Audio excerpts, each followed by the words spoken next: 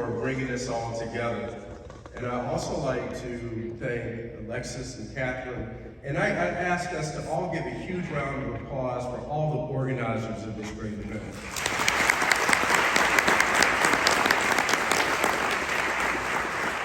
I also want to thank Jimmy Love for your incredible achievement today and all the work that you have done to get to this point.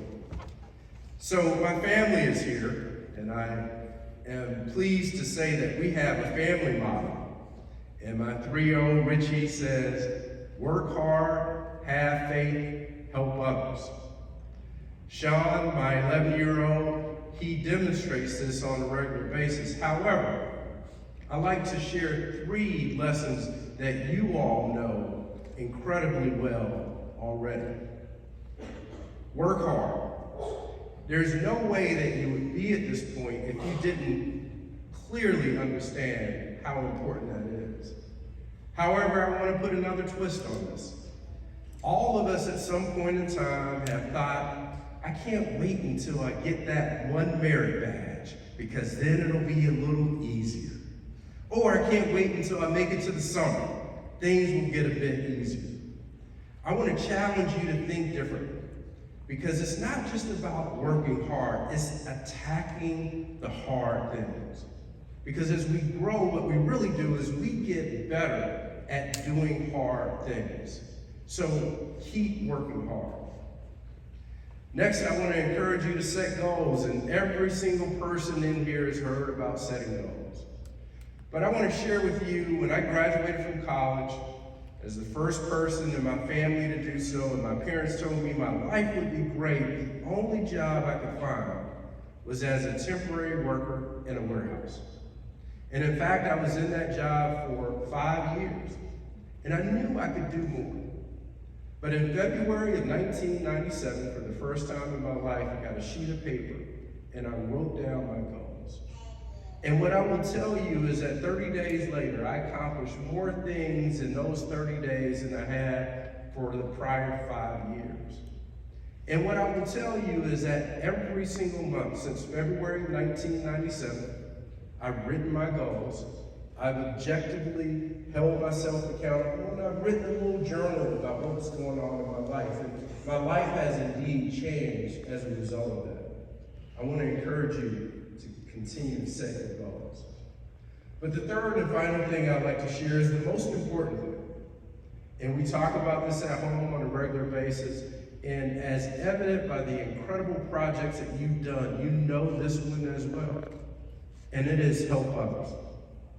And I'd like to share a couple of stories that have illustrated this in my life.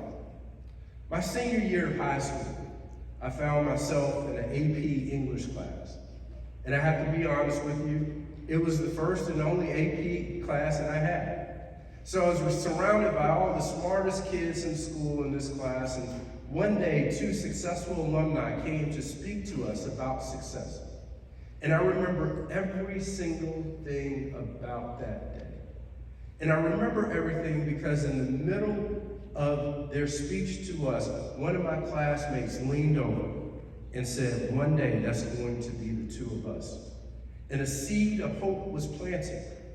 And at 17 years old, what I realized is the power of words can change your life. And you can do that right now.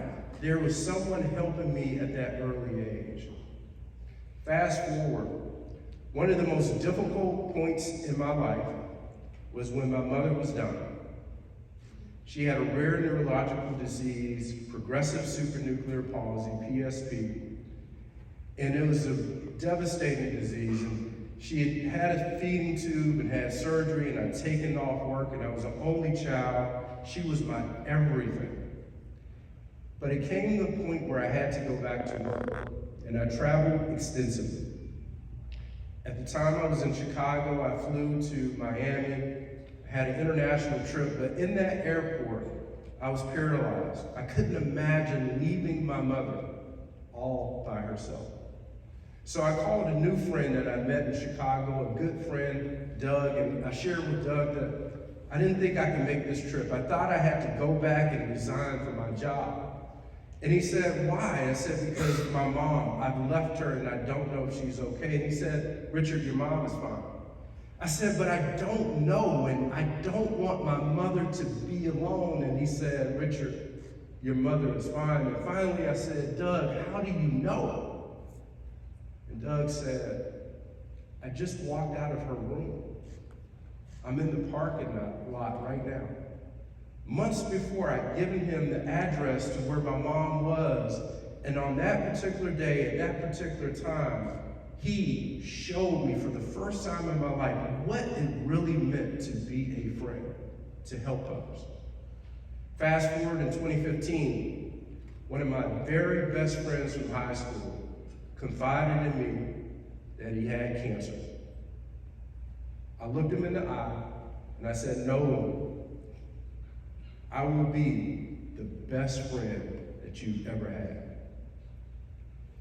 And I stand in front of you proudly to say that I was an incredible friend to him. I was with him when he took his last breath. And not only that, I'm still close to his son. And I spoke at his funeral, and I talked about how I made a commitment to be a good friend to him, and I held up to that commitment. And many of my classmates from high school were there, and one of them, 3 years later, called me. And at the time, she was the newly elected mayor of the city of Atlanta, Keisha Lance Bottoms.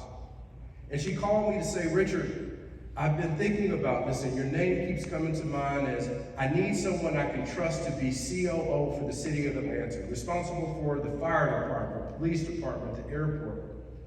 And the first thing I said was, Keisha, do you remember that class we had our senior year? Do you remember when 2 people came and spoke to us about success?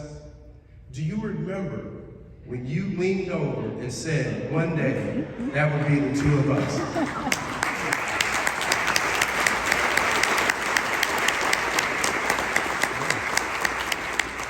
You're clapping. She started laughing and said, that means you need to come help me. And I did. I was an executive on my own, and it was one of the best things that I could do for the city of Atlanta.